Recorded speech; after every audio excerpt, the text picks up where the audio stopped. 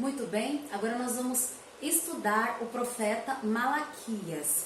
O profeta Malaquias, ele foi o último dos profetas. E como nós fizemos nas últimas aulas, nós vamos fazer apenas um panorama geral do livro do profeta Malaquias. O versículo-chave desse profeta que nós estamos estudando é Malaquias capítulo 3, o versículo 9. É o próprio Deus dizendo assim: olha, vocês estão debaixo de grande maldição, porque estão me roubando, a nação toda está me roubando. Então, qual era a queixa de Deus para essa nação? Estava faltando no coração do povo de Israel sinceridade. Nós vemos que ele é o último dos profetas menores.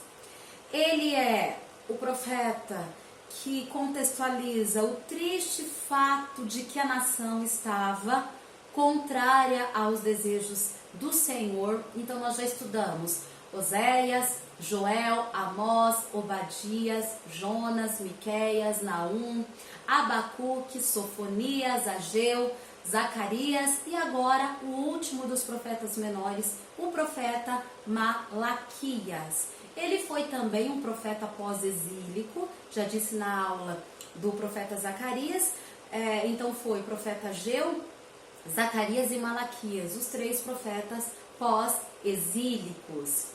Ele foi o último profeta do Velho Testamento.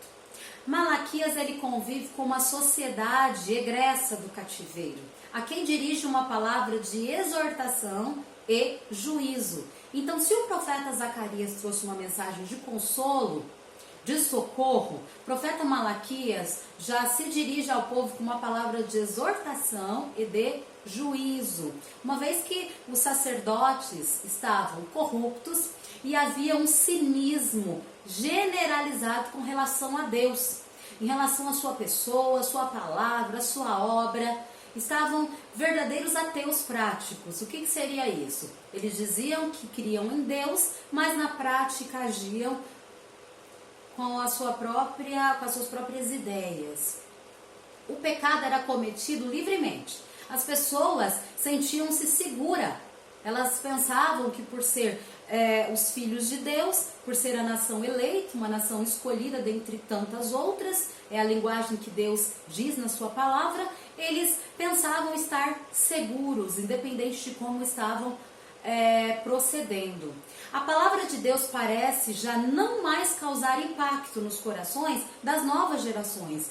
Tal era a insensibilidade espiritual. E Deus, então, depois da palavra de Malaquias, ficaria em silêncio nos próximos 400 anos. Deus não se comunicaria com seu povo através de profetas. Você pode ver nas Bíblias antigas, depois do profeta Malaquias, elas traziam em sua compilação 4 páginas em branco, representando os 400 anos de silêncio profético. Quem que era o profeta Malaquias? O profeta Malaquias, ele profetizou em Jerusalém cerca de 430 a 420 a.C. E o tema desse livro específico era as acusações de Deus contra o judaísmo pós-exílico. O nome Malaquias significa meu mensageiro. E ele profetizou para uma nova geração de judeus, de filhos e netos dos que voltaram do cativeiro da Babilônia. É uma tristeza quando você conversa com pessoas que tiveram os seus avós, os seus bisavós participantes de alguma reforma, de algum avivamento espiritual, e quando você conversa com eles, é fato de que os filhos, os netos, eles passam por um esfriamento e, com raras exceções, eles passam a proceder de acordo com os seus avós, com seus bisavós, com seus pais, né? Infelizmente. E a mensagem de Malaquias eram para essas pessoas, eram para as novas gerações. A profecia dele, então, foi sentença.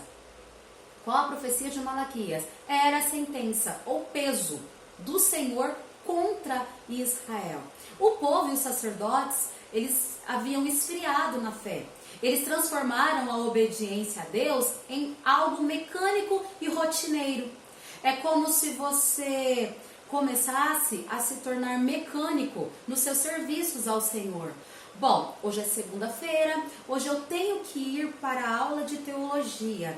Olha, eu tenho que ler a Bíblia. Olha, eu tenho que orar de uma forma mecânica, de uma forma sem propósito, sem porquê. Eu sempre gosto de dizer que é importante em tudo que nós fizermos, nós sempre estejamos pensando no porquê nós fazemos aquilo. Qual é o real objetivo pelo que nós fazemos essas coisas? Por quê? Porque Deus, ele não quer uma adoração mecânica. Ele não deseja uma adoração rotineira.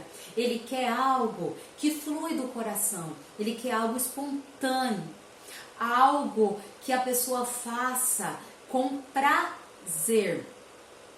E o profeta, ele pregou para pessoas que eram relapsas quanto à adoração, negligentes quanto ao dízimo. Há uma discussão muito grande. Pessoas que dizem que o dízimo é apenas para o Antigo Testamento, o dízimo é para enriquecer pastores, o dízimo... Olha, a minha posição vocês já conhecem. O dízimo, ele é bíblico, ele é um princípio, tá, que se encontra aqui em Malaquias, e nós vemos uma sentença de Deus para o povo pela negligência a esse mandamento, que é o dízimo. Então nós vemos Deus insatisfeito na comunhão do povo com Ele. Deus está insatisfeito. E o povo também está insatisfeito na comunhão com Deus. E a desobediência provoca no povo muitas dúvidas. Então, aproximadamente 27 perguntas em todo o livro são pessoas questionando a Deus e seus atos. É tão interessante que quando você vê pessoas que ela tem a audácia de questionar a Deus, as suas atitudes, você pode olhar para a vida dela, que a vida dela não condiz com aquilo que ela está exigindo, né? Porque Deus nós não questionamos, nós obedecemos. Por quê? Porque nós não somos capazes de identificar algo que vai acontecer daqui 2 horas. Como é que eu posso questionar alguém que é transcendente, alguém que é eterno, que sabe todas as coisas, que tem passado, presente e futuro em tempo real? Como que eu posso, enquanto criatura, questionar ao meu Criador? Mas essas pessoas tinham a audácia de questionar a Deus. E as grandes profecias de Ageu e de Zacarias, por exemplo, ainda não se haviam cumprido, depois de 1 século. Então o povo começou a se sentir magoado, desiludido, desconfiado, questionando se realmente valia a pena servir a Deus. Eles estavam decaindo por caminhos que desagradavam ao Senhor.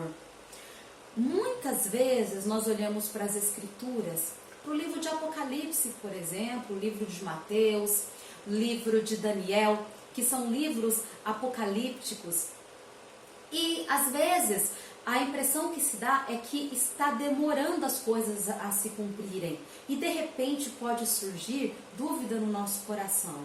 Olha, a palavra do Senhor, ela é eficaz, ela é eficiente, e tudo que está dito na sua palavra vai se cumprir. Então, a palavra do Senhor, ela é digna de confiança e de respeito. Então, nós não podemos desconfiar das promessas de Deus para nós. Malaquias, ele foi enviado para mostrar-lhe que esse desvio, essa decadência que o povo estava vivendo, era exatamente a razão das bênçãos de Deus estarem sendo retardadas. Eu já disse nas outras aulas que as bênçãos, elas são consequências da obediência. Só que o povo, eles desobedeciam e queriam ser abençoados. Sem obediência, nós precisamos ter como fato que tudo para. É só nós lembrarmos do que aconteceu com a saída do povo do Egito. Deuteronômio disse que era aproximadamente 11 jornadas. Quantos anos aquele povo ficou peregrinando? Andando em volta do mesmo caminho. Por quê? Por conta da desobediência, por conta do pecado. Então, sem obediência, nós não avancemos. Nós não avançamos sem obediência. O templo fora reconstruído. Os anos haviam passado e os sacerdotes então passaram a mostrar-se cansados de tanto oferecer sacrifício. É como se você dissesse assim: olha, eu tenho 35 anos, quantos anos eu estou indo para a igreja cantar? Quantos anos eu estou vivendo uma vida de santidade, uma vida de pureza? Olha, eu estou tão cansada dessa minha vida. É isso que eles estavam fazendo. A vida deles espiritual havia caído numa rotina religiosa. Eles faziam apenas aquilo por obrigação. E Malaquias, então, ele surge como um remédio. Eu disse para vocês que os profetas, eles eram bálsamo, eles eram remédio para corrigir alguma situação que o povo estava passando. Então ele surgiu como mensageiro para confrontar esse povo. Para dizer como que eles estavam mal orientados. Como que eles estavam entristecendo o coração de Deus com aquelas atitudes. Então nós veremos um panorama geral da mensagem do profeta Malaquias. No capítulo 1, nós vemos que o amor do Senhor por eles estava em questão. Então, quando o coração está vazio, o homem começa a questionar a Deus. Isso é fato. Toda vez você pode presenciar. Agora nós estamos presenciando essa questão da epidemia do coronavírus. Estamos em quarentena e sem previsão de quando que isso vai voltar à normalidade. Então, você pode olhar nas redes sociais que você vai encontrar pessoas dizendo assim: se Deus é amor, como Ele pode permitir essa calamidade?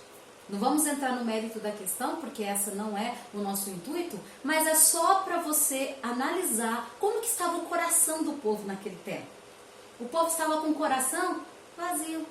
Então eles começaram a questionar a Deus, a duvidar do seu cuidado, a duvidar do seu carinho. Então eles perguntam, lá no capítulo 1, no versículo 1, em que nos tem amado? Uma audácia muito grande, você olhar para Deus e dizer: como é que você me ama? Eles se esqueceram que a desobediência a Deus acarreta sofrimento e juízo divino. Isso está profetizado em Deuteronômio capítulo 28. Então Deus responde: eu vos tenho amado, diz o Senhor. Por quê? Porque Deus ama o seu povo. Quão trágico é quando o povo de Deus nutre dúvidas quanto a esse amor infinito. Como é triste. Eu acredito que o olhar de Deus, quando uma pessoa olha para ele, tem a capacidade de dizer: como assim você me ama? Porque Deus, ele é amor. João diz nas suas cartas que quem não ama não conhece a Deus, não é de Deus, porque Deus, ele é amor. Então os netos que voltaram do cativeiro, eles não tinham o mesmo temor do Senhor. Eles davam mais valor às coisas materiais que às coisas espirituais. Nossa, quanto é atual essa fala? Quanto é atual? Hoje, o valor que se dá são as coisas materiais, são as coisas palpáveis, as coisas terrestres, em detrimento das coisas espirituais. Esse povo, esses netos desses que tinham voltado do cativeiro, eles eram irreverentes, eles eram superficiais, eles eram levianos quanto ao culto a Deus, e eles se tornaram pessoas insatisfeitas. satisfeitas. Eles ouviam sermões, leitura das escrituras e diziam: que canseira, que enfadonho. Você pode ler isso em Malaquias no capítulo 1, versículo 13. Eles estavam enfadados. Sabiam que nós mesmos somos hoje os netos dos primeiros crentes dessa região? Como estão vivendo os netos dos crentes? Eu sou neta de crente. Você é neto de crente. Como tem sido a sua vida com Deus? Como tem sido o seu devocional com o Senhor? Será que você tem mantido a sua comunhão com Deus como alguém humilde, que sabe que tudo depende de Deus?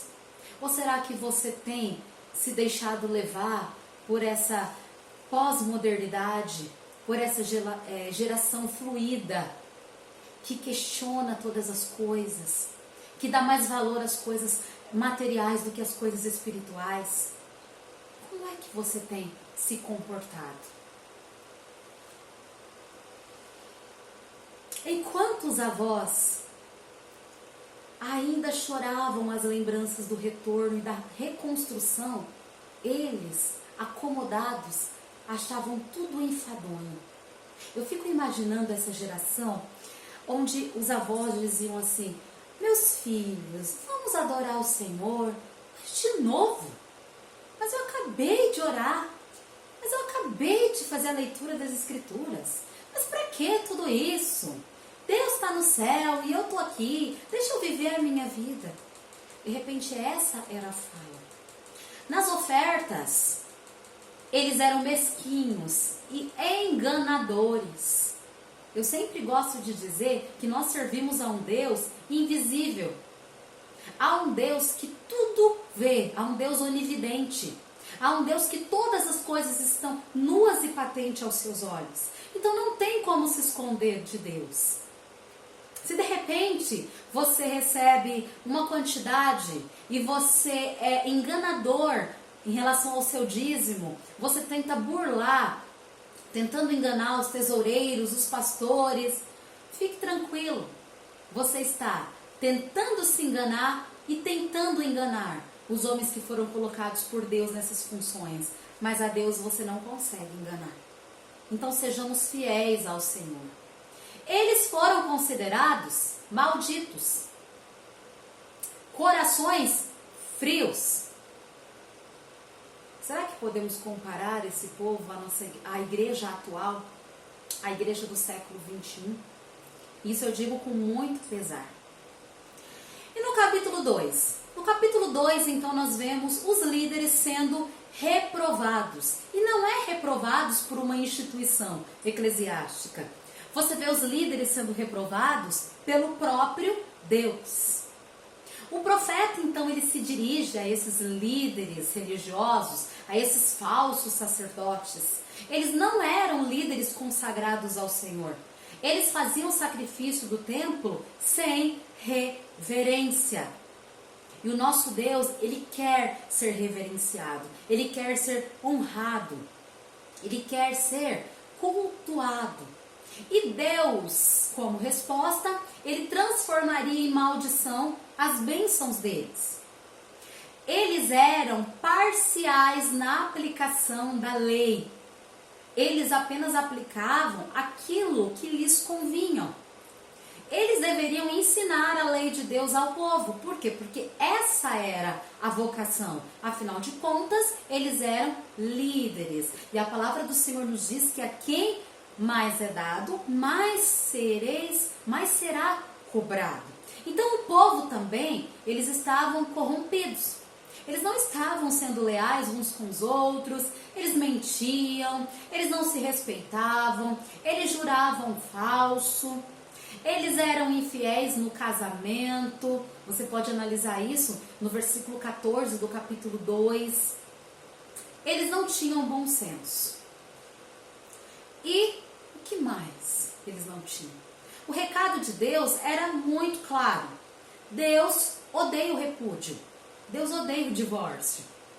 e eles não estavam sendo fiéis aos seus cônjuges. Então, no capítulo 3, nós vemos o juízo do Senhor para aquele povo, para aquela nação. Por quê? Porque a religião deles era um vã. Eles tinham palavras vazias, divorciadas da moral. E isso desafiava o juízo de Deus. Olha, hoje nós vivemos num tempo onde as pessoas dizem assim, olha, faça o que eu falo, mas não faça o que eu faço. Ou então assim, olha, a minha vida, a minha prática, ela é divorciada da minha ideologia. Isso é inexistente para Deus. As nossas palavras precisam ser palavras cheias, concretas. Ela não pode ser dicotomizada com a moral, com a ética, com a forma com que nós vivemos. Por quê? Porque esses judeus que eles voltavam do exílio, eles esperavam o Messias como Deus do juízo. E eles pensavam que Deus iria julgar as nações opressoras. É aquela ideia de que, olha, Deus é o meu pai e ele vai julgar quem me fez mal. Mas eles se esqueceram que um dos atributos do nosso Deus é a justiça. E um Deus justo, ele não pode julgar apenas os outros, ele tem que julgar começando da sua casa. Malaquias, então, ele alerta o povo de que Deus iria julgar primeiro o seu povo. Você pode ler isso em Malaquias capítulo 3, versículo 5. Sendo que até o espiritismo ainda atraía alguns do povo de Deus. Ou seja, eram falsos judeus. Porque o espiritismo continuava atraindo muitos deles. A religião de misticismo sempre perturbou, na verdade, a verdadeira promessa da aliança. Você pode analisar isso em Romanos, no capítulo 10. Então, a negligência para com a palavra de Deus era algo que fazia o povo a pecar. Todas as vezes que o crente não é um crente da palavra, não é um crente que consulta a palavra de Deus, ele peca. Olha as palavras de Oséias, que foi o primeiro profeta que nós estudamos. Oséias, ele diz assim, o meu povo pereceu, porque lhe faltou conhecimento de Deus. Então, toda vez que eu não conheço a palavra de Deus, eu não conheço a Deus, eu peco. Eu peco. Então, eles roubavam a Deus. Além de tudo isso que eles faziam, que não estavam em conformidade com o seu Deus, eles ainda roubavam a Deus.